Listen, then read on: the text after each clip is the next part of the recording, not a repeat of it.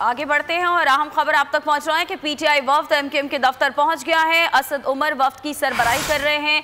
PTI वफ्द MQM रहनुमाओं से मुज़ाकरात करेगा। वज़ीर आज़म इमरान खान की जानिब से खुसूसी तौर पर हिदायत की गई थी ताकि एमकेएम के वफ्द से मुलाकात की जाए और जो भी उनके मुतालबात हैं वो सुने जाएँ। और हुकूमत की जानिब से इस बात की गुज़श्ता रोज़ भी यकीन दहानी कराई गई थी। कराची फ़ंड्स के हवाले से ख़ास तौर पर अगर बात की जाए तो कहा गया था कि फ़ंड्स फराहम कर दिए जाएंगे। खालिद मकबूल सिद्दीकी जिन्होंने गुज़श्ता रोज़ एक अहम प्रेस कॉन्फ्रेंस की और उसमें अपने ओहदे से वो मुस्ताफ़ी हुए, जिसके बाद हुकूमत भी हरकत में आई और ख़ास तौर पर ये हिदायत जारी की गई वज़ीर आज़म इमरान खान की जानिब से।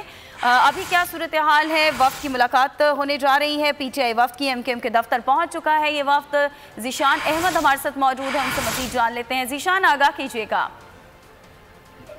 जी बिल्कुल, असल में एक 4 रुकनी वफ़द जो है वो अभी कुछ देर पहले एमकेएम के आर्जी मरकज़ बहादुराबाद पहुंचा है, जहां पर उनकी एमकेएम रहनुमाओं के साथ मुलाकात इस वक्त जारी है। इसके बाद जो है वो प्रेस कॉन्फ्रेंस की जाएगी।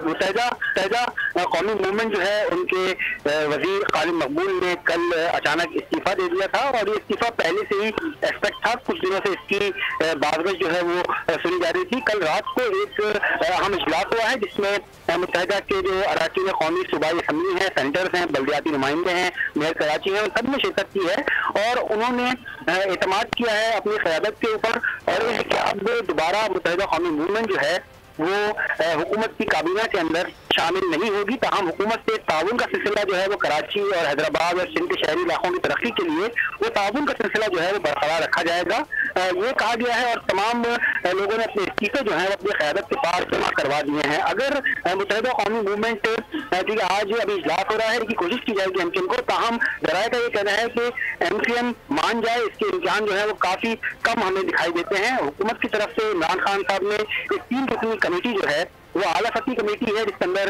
जहांगीर तरीन भी शामिल है, परवेज खटक भी शामिल है, असद उमर भी शामिल है। ये इसी सिलसिले की पहली कड़ी है कि असद उमर जो है वक्त के हमरा आज यहाँ पर पहुंचे हैं और आज मुज़ाकरात का सिलसिला जो है वो अभी शुरू हुआ है। अब ये देखना है कि एमकेएम इस बारे में मानती है या नहीं मानती है, मगर जराये का ये कहना है कि काफ़ी कम इम्कानात हैं मुत्तहिदा कौमी मूवमेंट इस बात को माने। उनके अराकीन सूबाई कौमी असम्बली है, उन्होंने अपनी क़यादत पर एतमाद करते हुए इसकी हिमायत की है और यही कहा गया है कि अब मुत्तहिदा कौमी मूवमेंट जो है उसकी हुकूमत में शमूलियत का इम्कान जो है वो ना होने के बराबर है, यानी हुकूमती काबीना के अंदर ताहम हुकूमत से ताउन का सिलसिला जो है वो बरकरार रखने का फैसला किया गया है। अच्छा ज़ीशान, ये बताइएगा कि अगर खालिद मकबूल सिद्दीकी को किसी और वजारत की ऑफ़र की जाती है तो क्या चमगोइयाँ हैं कि क्या किसी और वजारत के लिए वो हाँ भी भर सकते हैं? कुछ ऐसी बातें हो रही हैं, ज़रा क्या बताते हैं?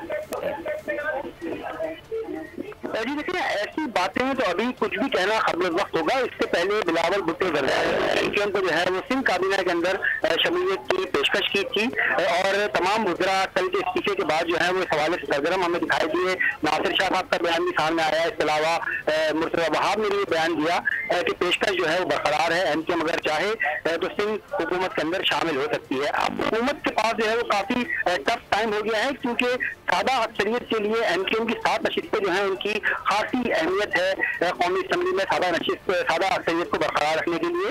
इसके अलावा जो बीएनपी मैंगल है उनके भी थोड़े इजलास वगैरह जो है वो अंदरूनी सतह पर जारी हैं, उनकी भी नशिस्तें हैं। मगर अगर 7 नशिस्तें हुकूमत से हट जाती हैं और इसके खिलाफ में जाकर बैठ जाते हैं तो यकीनी तौर पर हुकूमत वक्त को काफ़ी ज़्यादा मुश्किलात का सामना जो है वो करना पड़ सकता है।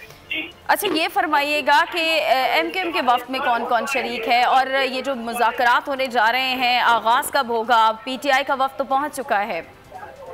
जी बिल्कुल, इस वक्त में बंद कमरे में मुज़ाकरात का आगाज़ जो है वो कर दिया गया है। मुत्तहिदा की तमाम आला क़यादत जो है वो यहाँ पर मौजूद है। खालिद मकबूल सिद्दीकी के साथ अभी कुछ देर पहले आमिर खान जो हैं वो भी यहाँ पर पहुँचे हैं। इसके अलावा एमकेएम के जो दीगर रहनुमा हैं, फैसल सब्ज़वारी हैं और नवीद जमील हैं, वो सब के सब जो है वो अंदर बहादुराबाद मरकज़ पे मौजूद है। इसके बाद दोनों जमातों के जो रहनुमा हैं वो बाहर आएंगे और मीडिया से बात करेंगे और मीडिया को ब्रीफ करेंगे।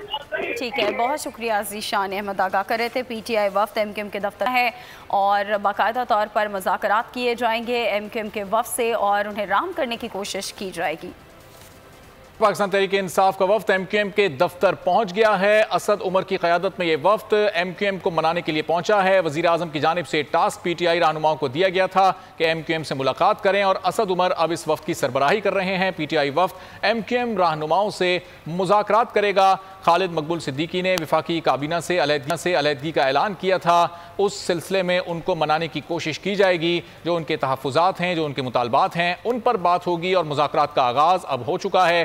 तहरीक इंसाफ का वफ्द असद उमर की क़यादत में इस वक्त एमक्यूएम के मरकज़ पहुंचा है, जहां पर एमक्यूएम रहनुमाओं से मुज़ाकरात का आगाज़ कर दिया गया है। गुज़िश्ता रोज़ खालिद मकबूल सिद्दीकी ने अपनी वजारत छोड़ने का ऐलान किया था, काबीना से अलहदगी का ऐलान किया था, जिसके बाद वज़ीर आज़म की थी कि जो तहरीक इंसाफ है उसका वफ्द जाए, एमक्यूएम को मनाए और एमक्यूएम के तमाम तहफ़्फ़ुज़ात को दूर किया जाए। और इसी सिलसिले में अब असद उमर वफ्द के हमरा पहुंचे हैं एमक्यूएम के मरकज़। ये वो मनाजिर जब असद उमर पहुंचे एमक्यूएम के मरकज़, पीटीआई के दीगर रहनुमा भी उनके हमरा मौजूद थे और एमक्यूएम के रहनुमा भी यहाँ पर मौजूद हैं। तमाम ही राब्ता कमेटी के अरकान यहाँ मौजूद हैं, जिनसे अब मुज़ाकरात का सिलसिला पीटीआई की जानिब से शुरू किया जा चुका है और अब कुछ ही देर में इन मुज़ाकरात का कोई नतीजा निकलता भी दिखाई देगा।